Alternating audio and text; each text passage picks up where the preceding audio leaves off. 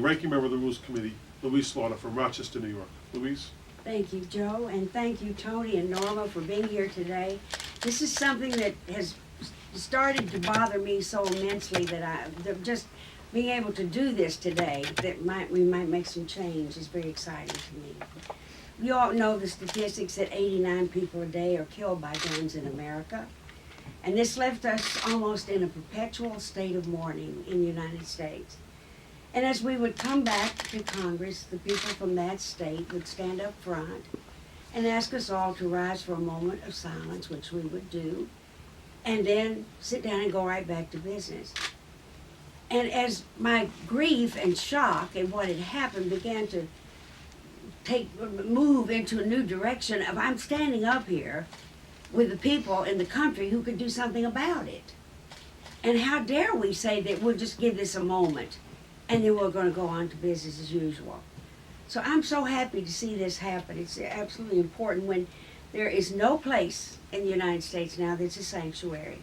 Not a place of worship, not a hospital, not even an elementary school.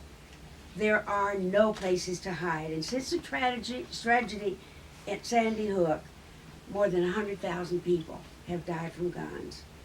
So we said, as I said far too many times, but we need to come to common sense solutions to what we could do to keep guns out of the hands of people who have no reason in the world to have them, are enacting some kind of revenge or who knows what. But obviously what we are doing to keep it out of their hands is totally failing.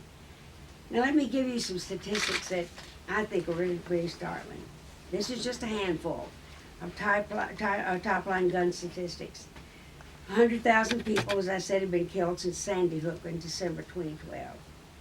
On the average, 31 Americans are murdered with guns every day, and 151 are treated for a gun assault in an emergency room.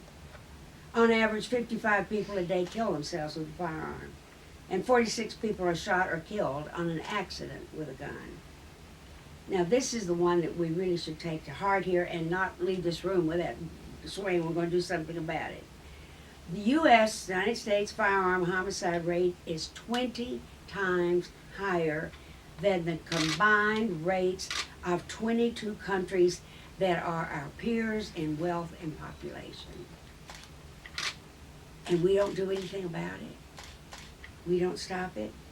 Now, children, our greatest resource and obviously the future of the country, more than 1 in 5 U.S. teenagers from 14 to 17 report that they have witnessed a shooting. On average, 7 children and teens under the age of 20 are killed by guns every single day.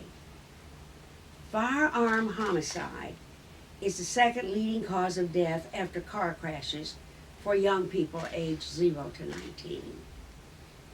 In 2007, more preschool-aged children, 85, were killed with guns than police officers were killed in the line of duty. Now that is a pretty awful thing for us to confront. But moments of silence won't do it.